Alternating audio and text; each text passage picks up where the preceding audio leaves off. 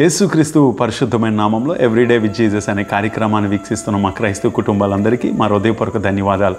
నిజంగా ప్రతిరోజు దేవుడు మనల్ని నడిపిస్తున్న విధానం బట్టి ప్రతి ఒక్క వాక్యాన్ని మనం ఒప్పుకోగలిగితే, అందుకే అంటాడు కదా, మనం ఏదైతే ఒప్పుకుంటున్నామో అది పొందుకొని ఉంటామని దేవుని యొక్క వాక్యము చాలా స్పష్టంగా తెలియజేస్తుంది. ఈరోజు కూడా అపోస్తులైన పౌలు కొరింథీ సంఘానికి రాసిన 1 కొరింథీ 2:9 నేను చదువుతాను, జాగ్రత్తగా అర్థం చేసుకోవడానికి ప్రయత్నిద్దాం. దేవుడు తను ప్రేమించు వారి కొరకు ఏమి సిద్ధపరిచినో అవి కంటికి కనబడలేదు, చెవికి వినబడలేదు, మనుష్య హృదయమునకు గోచరం కాలేదు అని రాయబడి ఉంది. దేవుడు తను ప్రేమించు వారికి, దేవుడు నిన్ను ఎంతగానో ప్రేమిస్తున్నాడు కనుకే యోహాను 3:16 అంటాడు, తన అద్వితీయ కుమారుడిని నీ కొరకు ఇచ్చాడు.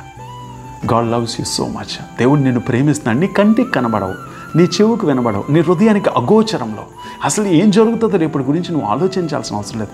అందుకే సొలొమోను అంటాడు, రేపటి దినమును గురించి ఆలోచించకండి, ఏ దినమున ఏమి సంభవించినో తెలియదు. దేవుని మీద ఆధారపడి ఉండడానికి ఇష్టపడదాం. నువ్వు దేవుణ్ణి ప్రేమిస్తే నీ హృదయానికి అగోచరంలో, నీ కంటికి కనబడవు, నీ చెవుకు కనబడవు, ఉన్నతంగా ప్రభు నిన్ను, నీ కుటుంబాన్ని, నీ పిల్లల భవిష్యత్తుని, లేకపోతే నీ ఉద్యోగంలో, నీ వ్యాపారంలో, నువ్వు చేస్తున్న ప్రతి దాంట్లో దేవుడు ఉన్నతంగా నడిపిస్తాడు. ప్రియులారా, భయపడకు.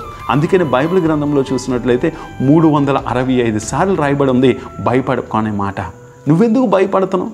నువ్వు దేవుని ప్రేమిస్తున్నావు కాబట్టి భయపడాల్సిన అవసరం లేదు.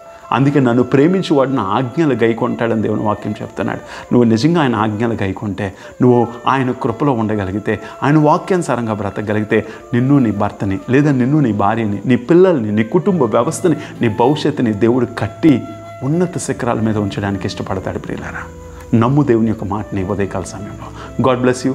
దేవుడు మనందరినీ దీవించును గాక.